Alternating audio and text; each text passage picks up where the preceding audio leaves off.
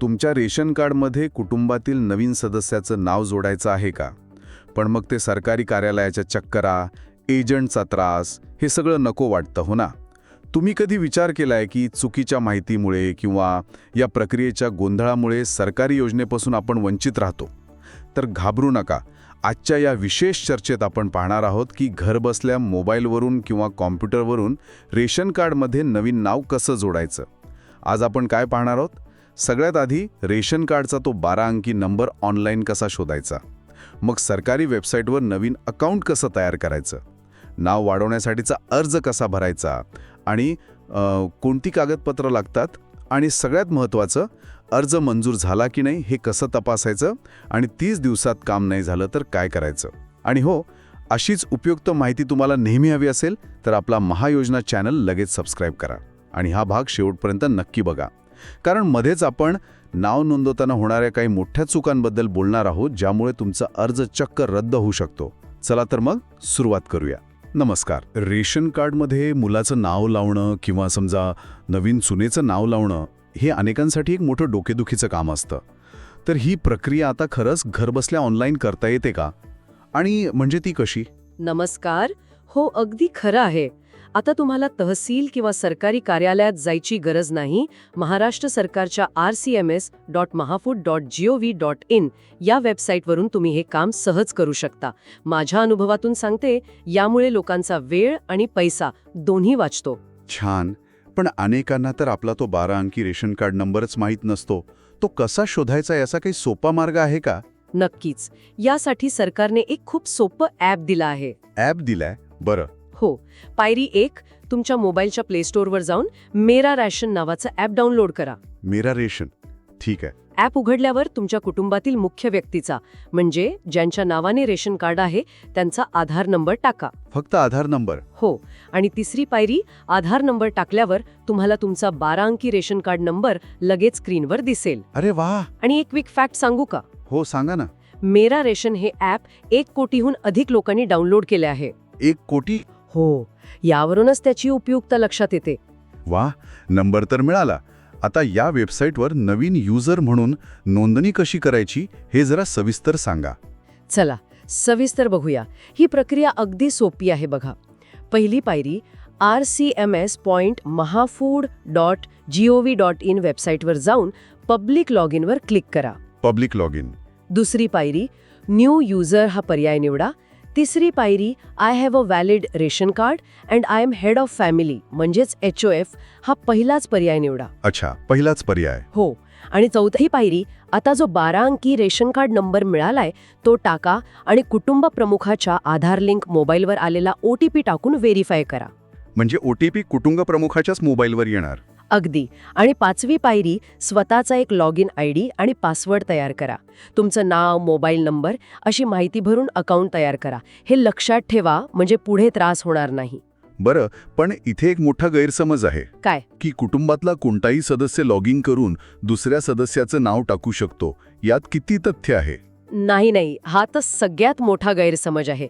लक्षात घ्या, ही प्रक्रिया फक्त कुटुंब प्रमुख म्हणजे हेड ऑफ फॅमिली, ज्यांच्या नावावर रेशन कार्ड आहे, त्यांच्याच आधार आणि OTPने पूर्ण होऊ शकते. फक्त त्यांच्याच? हो. इतरांनी प्रयत्न केल्यास लॉग इनच होणार नाही. अच्छा, ही तर खूप महत्वाची माहिती दिलीत. चला, लॉग इन झालं.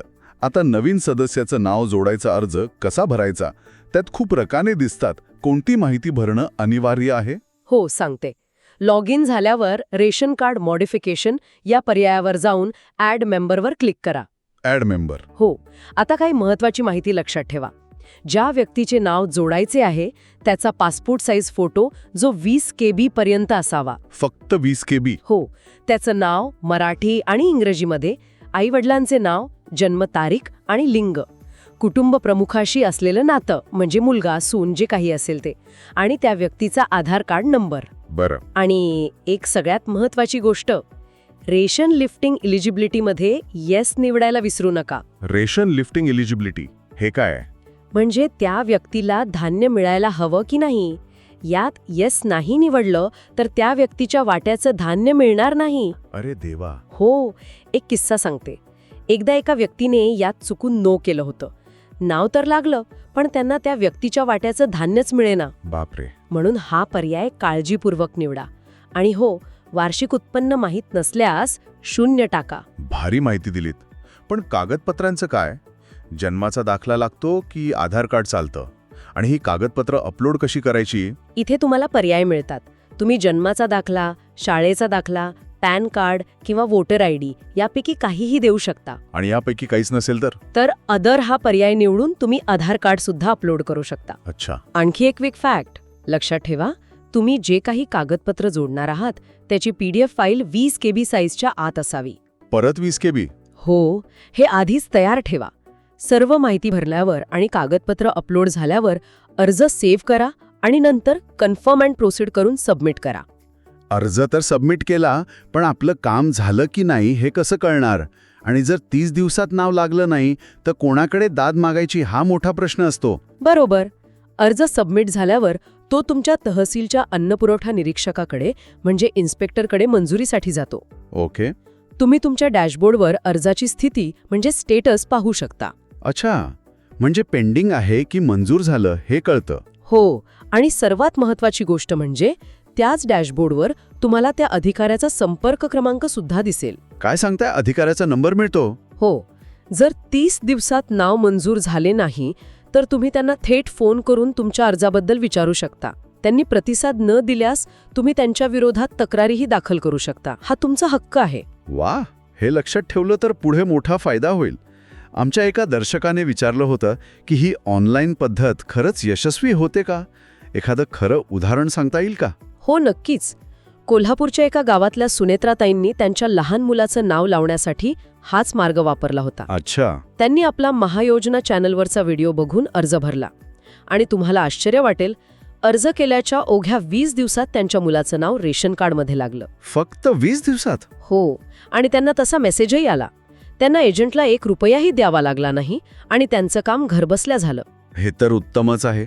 तर आज आपण पाहिलं की मेरा रेशन ॲप वापरून रेशन नंबर कसा शोधायचा, सरकारी वेबसाईटवर अकाउंट कसं उघडायचं, अर्ज भरताना कोणती काळजी घ्यायची आणि अर्ज मंजूर झाला की नाही हे कसं तपासायचं. अगदी. सरकारी योजना आणते, पण खरी ताकद तुमच्या हक्कासाठी जागरूक राहण्यात आहे. तंत्रज्ञानाचा योग्य वापर करून तुम्ही तुमचा वेळ आणि पैसा वाचवू शकता. स्वतः शिका आणि दुसऱ्यांनाही शिकवा. तुम्हाला महाराष्ट्र आणि भारत सरकारच्या इतर योजनांविषयी अशीच सोपी आणि सविस्तर माहिती हवी आहे का? मग आपला महायोजना चॅनल आजच सबस्क्राईब करा. पुढच्या भागात तुम्हाला कोणत्या योजनेबद्दल माहिती हवी आहे हे आम्हाला कमेंट करून नक्की सांगा. अधिक जलद अपडेट्ससाठी आमच्या व्हॉट्सअप आणि टेलिग्राम ग्रुपमध्ये सामील व्हा. त्याची लिंक खाली डिस्क्रिप्शनमध्ये दिली आहे. आणि हो, हा माहितीपूर्ण भाग आपल्या गावातल्या नात्यातल्या व्हॉट्सअप ग्रुपमध्ये नक्की शेअर करा. तुमच्या एका शेअरमुळे कुणाचे तरी हेलपाटे वाचू शकतात. आजचा हा भाग कसा वाटला हे कमेंट करून नक्की कळवा. आवडला असेल तर लाईक आणि शेअर करायला विसरू नका. आज इथेच थांबूया. लवकरच भेटू पुढील भागात. धन्यवाद. जय महाराष्ट्र.